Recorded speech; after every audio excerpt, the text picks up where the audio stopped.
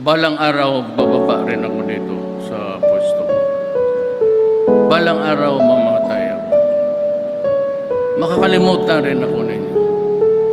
But let me leave you a message that is very important and it would spell the difference between progress and development and maybe a failed country in the end. Ikaw yung tao na hinusgahan at kinatakutan dahil sa iyong katauang walang iniilagan, kinilala kang palamura at bastos ng karamihan. Tunay na kakaiba sa mga pangulo. Southern Leyte Mix DJ. Tanda ko pa nung panahong ikay kumandidato. Di ka man yung nangunguna sa debate, di natalo, prang ka man magsalita't may ugaling tarantado. Yun ang naging dahilan kung ba't minahal ng mga tao. Sa iyong pagkapanalo, aking nasaksihan pagbabagong ninasang unti-unting nakakamtan. Maraming adik ang dahil sa'yo ay nagbagong buhay. Iskinitang dating madilim ay nagkaroon ng kulay. Binaga mo ang pader ng mayayamang oligarko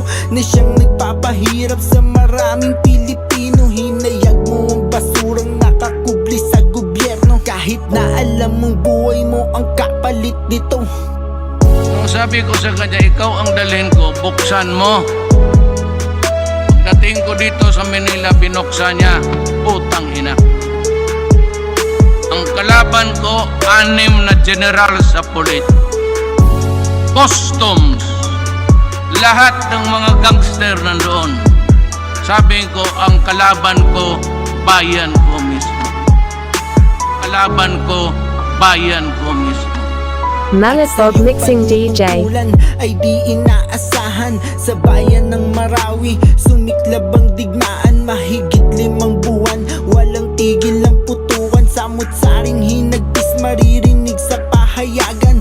Maraming nawalan ng mahal nila sa buhay. Kristiyano at Muslim, mga sundalong namatay. Kaya't labag man sa loob, pumirma ka't ipinasa buong Maguindanao sa martial law ay dineklara. Kasabay ng desisyon nagumulantang sa lahat. Bukod tangi kang pangulong sa digmaan lumapag. Handang magbuwis ng buhay, katapang ay pinamalas. Dahil sa iyong ginawa, saludo ang buong Pinas. At pagkatapos ng digmaan, muli mong ibinangon ang bayan ng Marawi. Ito na siya ngayon, tila ba hindi winasak ng digmaang nagdaan. Salamat po Tatay Digong, di mo sila pinabayaan. Ano ang dapat abangan ng ating mga kababayan at ano po yung mga maipagmamalaki yung legacy ng Duterte administration? Nothing. All I want the people is to just look around. Ito, ganito. Hindi ko ipagyabang. Una-una, hindi ko ito pera. That's not my money. All I would just say is that we built and that's all. I will not crow about it in public.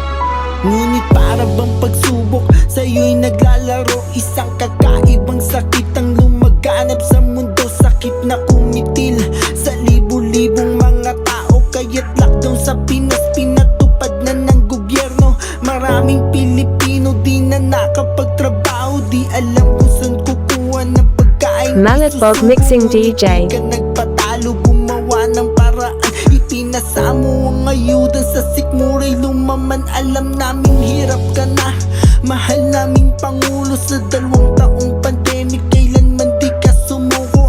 Marami pong salamat sa iyong mga nagawa. Dahil sa iyo ang Pilipinas nasilayan ng pag-asa. Kung pwede nga lang sana na ikaw na lang ulit. Ikaw na lang sana at wala nang pwedeng pumalit. Kaso hindi po pwede yun kasi ikaw na din nagsabi na baguhin ang Pinas ay malabo pang mangyari. Ngunit di mo lang alam, marami kang nabago. Di lang ang sariling bayan, pati aming pagkatao. Binago mo ang pananaw sa'yo ng karamihan. Dahil sa mabagsik mong anyo ay aming nasilayan. Ang sang-ama na matigas ngunit hindi ang puso. Yung amang handang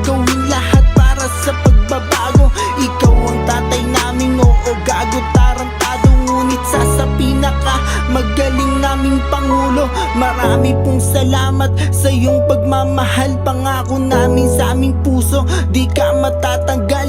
Marami pong salamat sa iyong pagmamahal, pangako namin sa aming puso, di ka matatanggal.